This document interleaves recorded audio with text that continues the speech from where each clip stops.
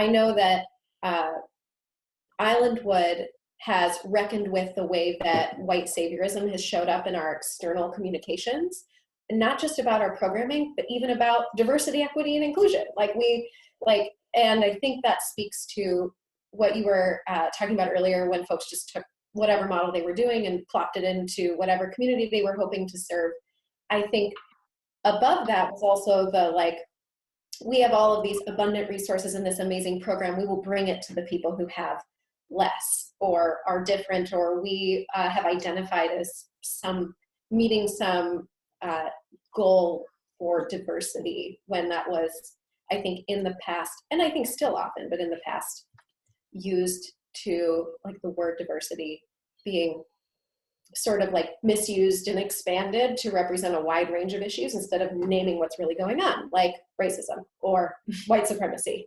When you're thinking about it from a white dominant organization, I think big conversations on what is white fragility is really important, and the idea of what is white supremacy.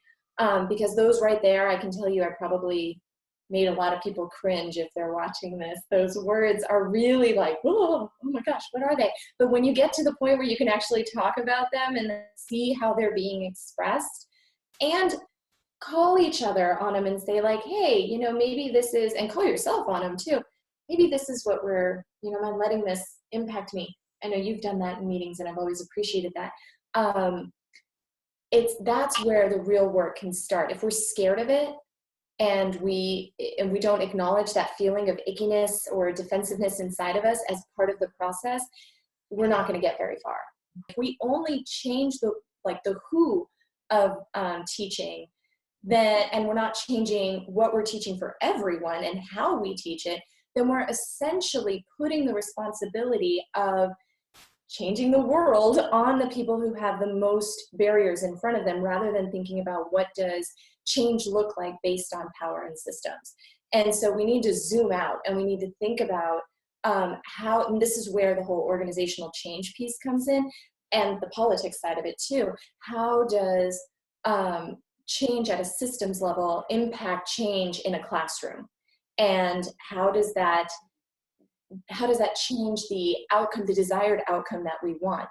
When folks are thinking about developing internal structures or like collaborative problem solving or whatever is going to happen if they're starting this work at their organization, acknowledging, if it's not in a person's job description, or even if it is, that conversations like this, particularly for folks who are non-dominant in their organization or experience, like, we're talking about racism and the toll that it takes on an organization, and then forgetting how it can impact individuals, and then the kind of extra power dynamics that play out in meetings, and how it can just be extra exhausting.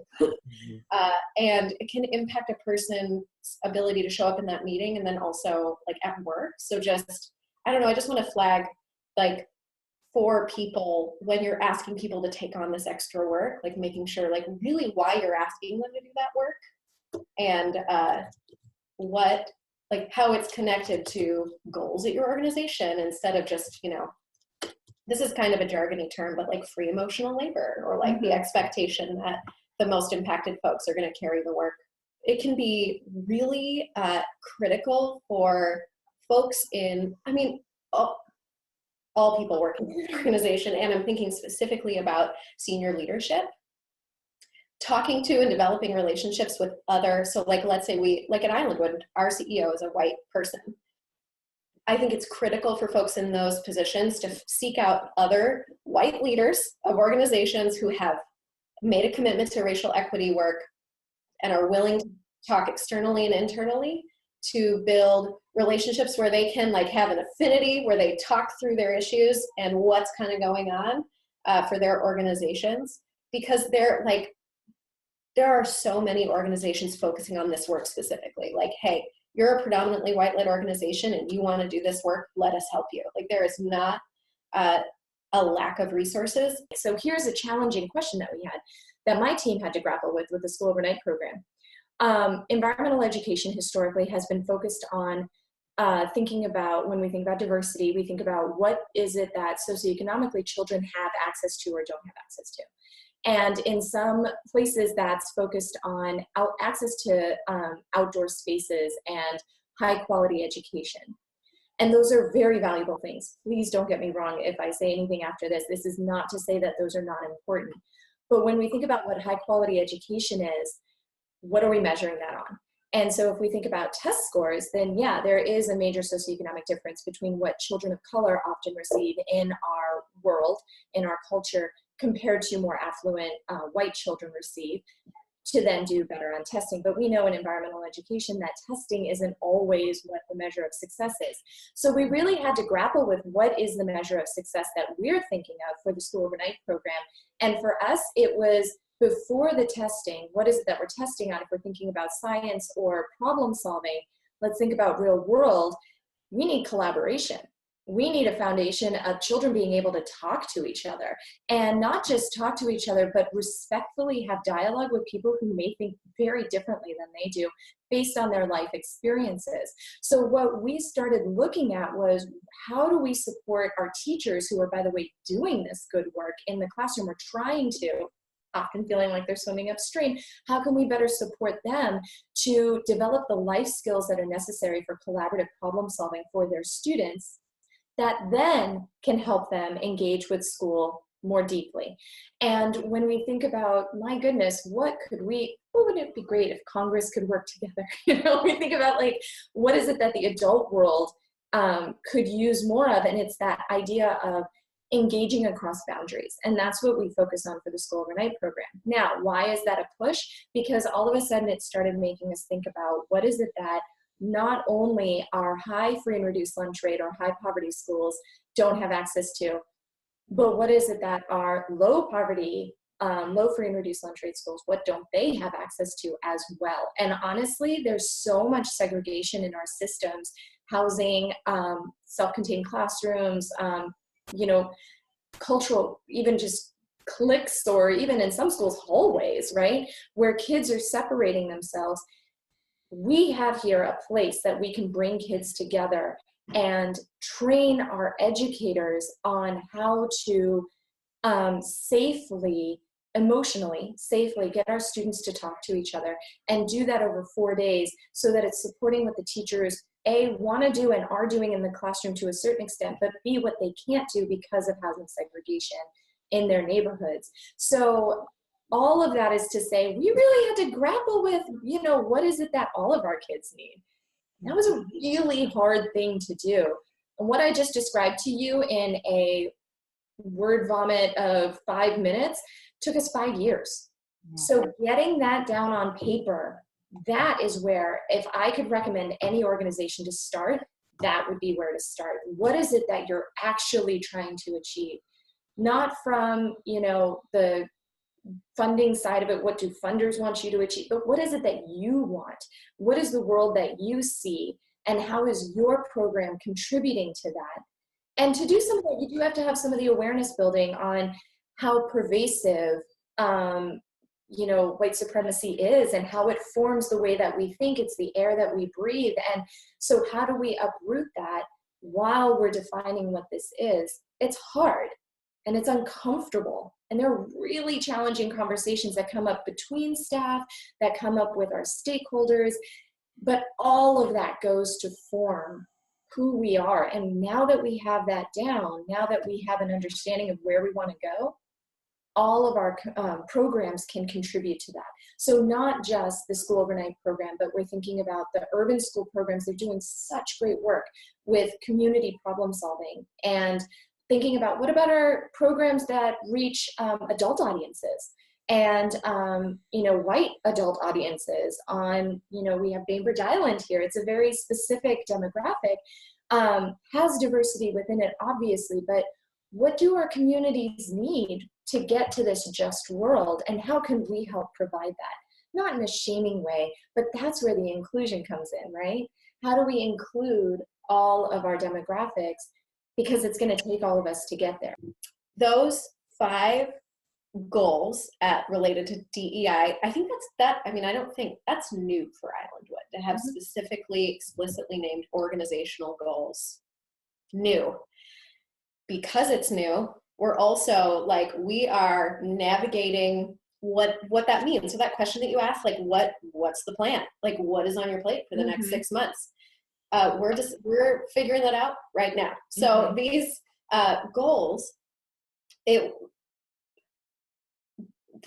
how new this is that the Jedi Council, we had a retreat in August where we were like, well, we got to get this operationalized, and we think it's a really great opportunity. Our new CEO is going to be setting organizational goals. We have to make some recommendations.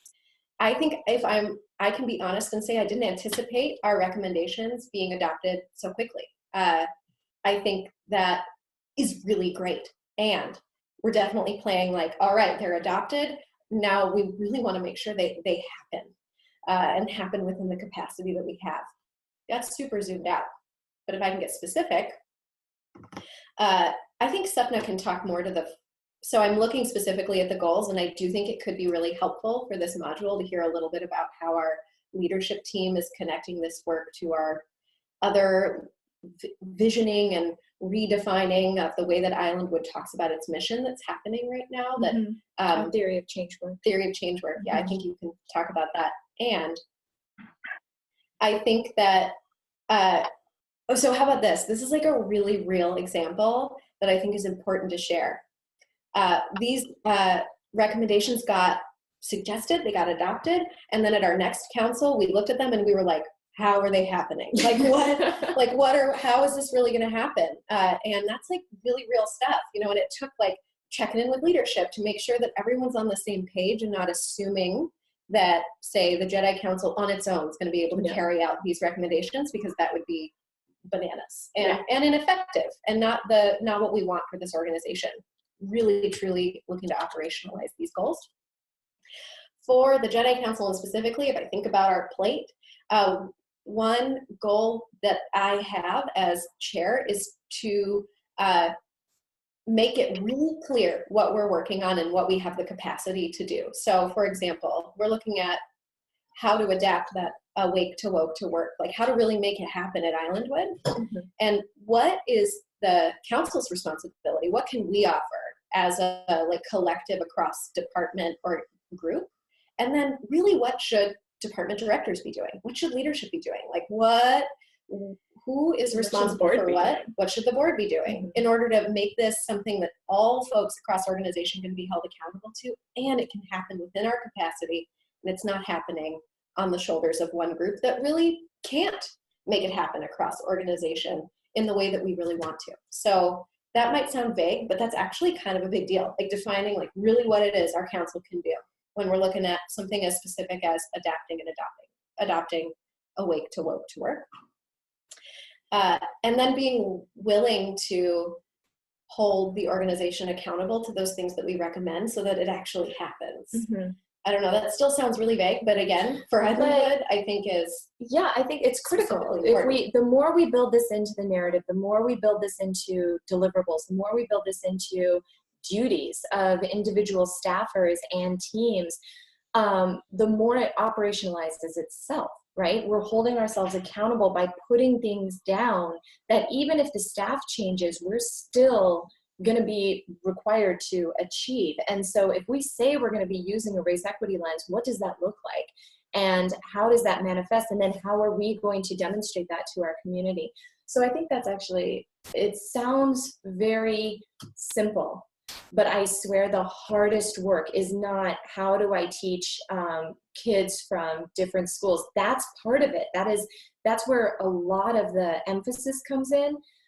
But I think the part of the work that we tend not to think about is the organizational side. And if I don't do this, I can't support my educators to do that hard work out there. And so we got to get uncomfortable, and we've got to say, this is how we're going to connect this to our work. And as leaders in the organization, it's up to us to say, these are the systems that we're going to change. Examples of that can be seen on our website under the School Overnight Program annual report. We have, for the first time ever, there's a lot of firsts in this particular module. For the first time ever, we have taken our evaluation and everything that we've heard from our teachers and our students, looked through that with a race equity lens and said, okay, here are the trends that we're seeing that we're getting feedback on. Here are the 5 things that we're going to do about that this year. This is what it's going to look like. Here's the timeline. And guess what? Next year, I'm going to report back to you on how that's manifesting. So I think that kind of vulnerability and openness, that risk, it's hard.